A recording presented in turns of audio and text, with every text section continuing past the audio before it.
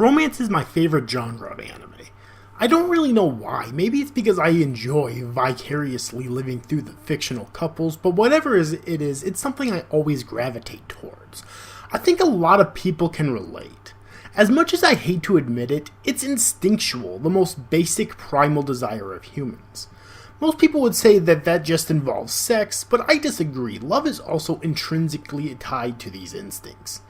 That's why I'm making this video, for what I feel are the 5 best couples in all of anime, the most heartwarmingly romantic pairs. With that being said, let's get to the list. Number 5 is Toshizo Hijikata and Chizuru Yukimura from Hakuoki. Keep in mind, to make this list, the entire anime the characters are part of don't have to exist for the purpose of building up their romance, and that's the case with Hakuoki. It's based on an otome game, which means they had to put moments in for every potential couple in order to please all of the fangirls. However, I'm super happy that the couple that ended up together in the end was Toshizo and Chizuru, because I felt they just worked together the best. Hijikata was the most interesting of the Shinsengumi, and he had a character arc throughout the show. At the start of the series, although being the vice commander of the Shinsengumi, in some ways he appeared as a rogue samurai, having little regard for his own life, but at the end he found new appreciation for life, which caused the kiss at the end, which to me was the best part of the show. In terms of Chizuru, she isn't as complex as Hijikata, but she is likable, had a great character design, and has great chemistry with Hijikata. That's the most important part of any romance, in real life or in fiction, and sadly few anime romances have couples with truly great chemistry. Nothing more to say here, just a great romantic couple of a great anime. The only reason it isn't higher on the list is because there isn't more build up for their eventual romance, but for what it is, it's still enjoyable. Number 5 is Edward Elric and Winry Rockbell from Fullmetal Alchemist Brotherhood.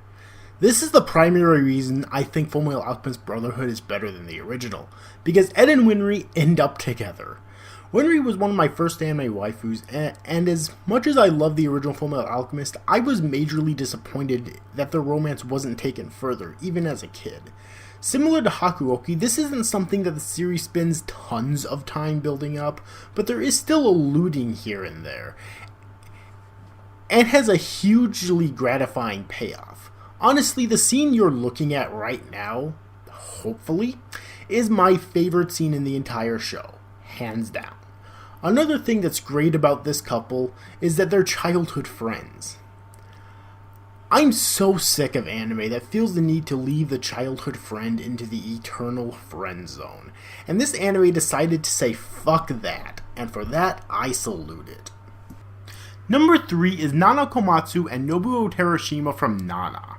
Nana and Nobuo is low on this list because they didn't actually end up together in the end, tragically, but they were such a great couple that I had to include them.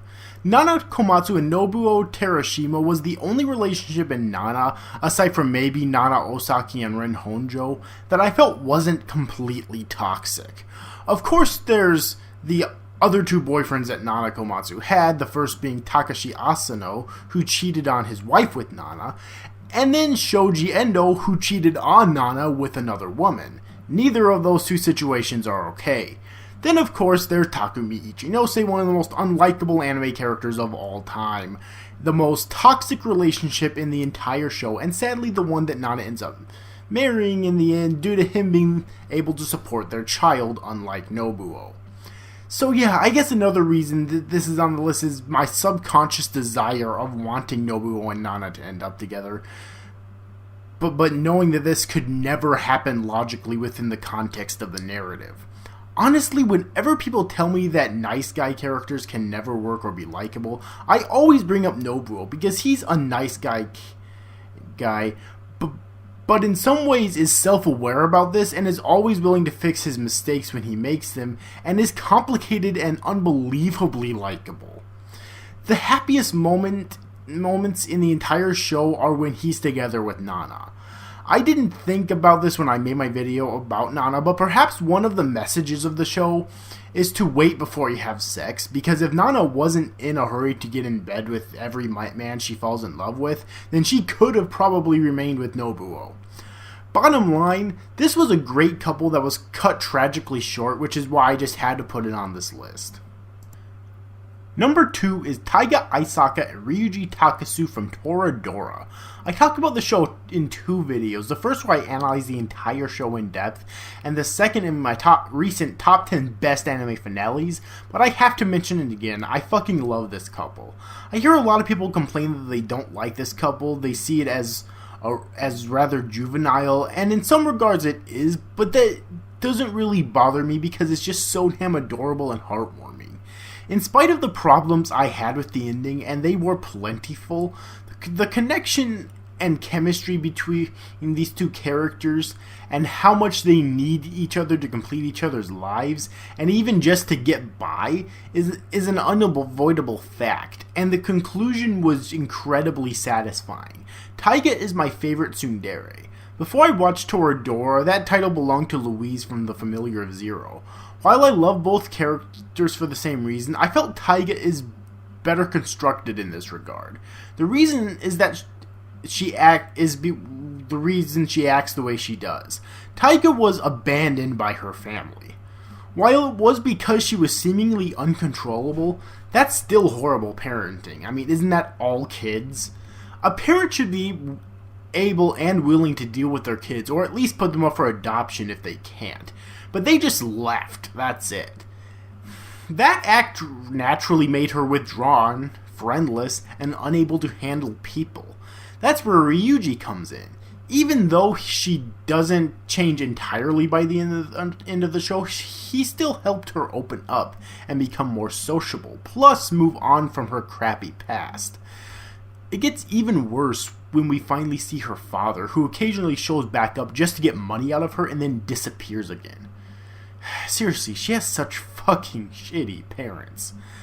And the worst part is, I know that parents like that exist in real life. It's awful. In terms of Ryuuji, most people don't want to even talk to him, all except for the one friend he has because of how he looks. His father, supposedly, was a gangster, and he inherited the same eyes, apparently. It's stupid, but stupid shit like this does exist in real life, sadly. He becomes extremely cynical towards life until Taiga came into it, which gave his life purpose. That's why these two characters work so well together. It's like the series is trying to say they were destined to fall in love. Typically I don't like stories like that, but I'm fine with it here because these two characters are so enjoyable to watch. And number 1 is Zen Wistari and Shirayuki from Snow White with the Red Hair. This is one of my favorite romance anime of all time, and it possesses the most heartwarming, adorable, endearing, and likable couple I've ever seen. Zen is the second prince of the Clarine's kingdom, and Shirayuki was an herbalist in the kingdom of Tanbarun, until the prince of that kingdom, Raji Shenazard, attempted to steal her for his own, based solely on the fact that he loved her red hair, which caused her to leave the kingdom. She ended up in Clarine's, where she met not only Zen, but also his 3 attendants, Mitsuhide Ronin, Kiki Seiron, and Obi, and the court herbalist in training, Ryu. Shortly after this, she began to train to become a court herbalist herself, and eventually fell in love with Zen.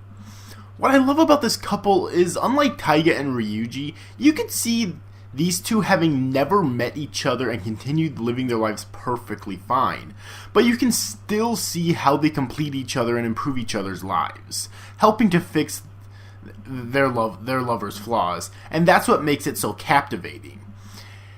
And, you know, it actually goes places. That's the issue with most anime romances. They never seem to go anywhere, or at least not in anime form.